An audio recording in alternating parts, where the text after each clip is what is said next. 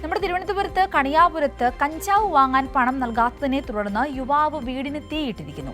കണിയാപുരത്ത് അമീന ഷാജഹാൻ ദമ്പതികൾ വാടകയ്ക്ക് താമസിക്കുന്ന വീടിനാണ് തീയിട്ടത്. ഇപ്പോൾ ദിൽന ദിനേശ് കൂടി ചേരുകയാണ് വിശദവിവരങ്ങളുമായി. ദിൽന, ആരാണ് ഈ വീടിന് തീയിട്ടിരിക്കുന്നത്? ഇവരുടെ തന്നെ മകനാണോ അല്ലെങ്കിൽ ബന്ധുവാണോ? നിലവിലത്തെ ഒരു വീടിന്റെ അവസ്ഥ എന്താണ്? ആർക്കെങ്കിലും പരിക്കേറ്റിട്ടുണ്ടോ?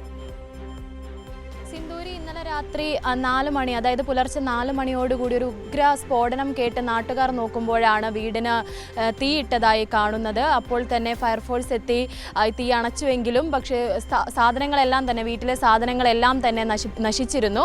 അതായത് വീട്ടിനുള്ളിൽ ഒരു സാധനവും ഇനി ഉപയോഗിക്കാൻ തരത്തിലുള്ളതല്ല എന്നതാണ് മനസ്സിലാക്കാൻ സാധിക്കുന്നത്. അതായത് ഈ ഷാജഹാൻ, കണിയാപുരത്ത് വാടകയ്ക്ക് താമസിക്കുന്ന ഷാജഹാൻ അമീന ദമ്പതികളുടെ സഹോദരിപുത്രൻ ഈ ആമിനയുടെ സഹോദരിപുത്രൻ ഫൈസലിനെതിരെയാണ് പരാതി നൽകിയിരിക്കുന്നത്. ഈ ഫൈസൽ ഇന്നലെ രാത്രി ഒരു 7 മണിയോടുകൂടി ഇവരുടെ വീട്ടിലെത്തുകയും കഞ്ചാവ് വാങ്ങിക്കാൻ വേണ്ടി പണം ചോദിക്കുകയും ചെയ്തിരുന്നു. പക്ഷേ പണം നൽകാത്തതിനെ തുടർന്ന് അപ്പോൾ തന്നെ ഒരു കത്തിയെടുത്ത് കൈഞ്ഞരമ്പ് മുറിക്കുകയും ചെയ്തിരുന്നു. അപ്പോൾ തന്നെ പോലീസിനെ വിവരമറിയിക്കുകയും പോലീസ് എത്തി ഇയാളെ മെഡിക്കൽ കോളേജിലേക്ക് മാറ്റുകയും ചെയ്തു. പക്ഷേ അപ്പോഴൊക്കെ തന്നെ വീടിന് തീയിടുമെന്ന് വലിയ തരത്തിൽ ആക്രോശിക്കുന്നുണ്ടായിരുന്നു.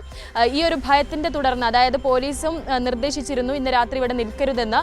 ആ ഒരു കാരണം കൊണ്ട് തന്നെ ഇവർ മറ്റൊരു ബന്ധു വീട്ടിലേക്ക് താമസം മാറിയതുകൊണ്ട്, അത് ഇന്നലെ രാത്രി ഒരു ബന്ധു വീട്ടിലായിരുന്നു കഴിഞ്ഞിരുന്നത്. അതുകൊണ്ട് തന്നെ ഈ തീയിട്ട സമയത്ത് വീട്ടിൽ ആരും ഉണ്ടായിരുന്നില്ല. അതുകൊണ്ട് തന്നെ ജീവനുകൾക്കൊന്നും തന്നെ ആപത്ത് ഉണ്ടായിട്ടില്ല. നിലവിൽ ഈ ഫൈസൽ, ഈ സഹോദരി പുത്രൻ മംഗലപുരം പോലീസിന്റെ കസ്റ്റഡിയിലാണ്. സിന്ദൂരി, ശരി, വ്യക്തമാണ് ദിൽന. തിരുവനന്തപുരം കണിയാപുരത്താണ് ഇത്തരത്തിൽ കഞ്ചാവ് വാങ്ങാൻ പണം നൽകാത്തതിനെ തുടർന്ന് യുവാവ് വീടിന് തീയിട്ടത്. കണിയാപുരത്ത് അമീന ഷാജഹാൻ ദമ്പതികൾ വാടകയ്ക്ക് താമസിക്കുന്ന വീടിനാണ് തീയിട്ടിരിക്കുന്നത്. സംഭവത്തിൽ സഹോദരീപുത്രൻ ഫൈസലിനെ മംഗലാപുരം പോലീസ് കസ്റ്റഡിയിലെടുത്തിട്ടുണ്ട്. ഇന്നലെ രാത്രിയിലായിരുന്നു സംഭവം. എന്തായാലും ആ സമയത്ത് വീട്ടിൽ ആളില്ലാത്തതുകൊണ്ട് ആർക്കും പരിക്കില്ല. ദിൽനയാണ് വിശദമായ വിവരങ്ങൾ പങ്കുവച്ചത്.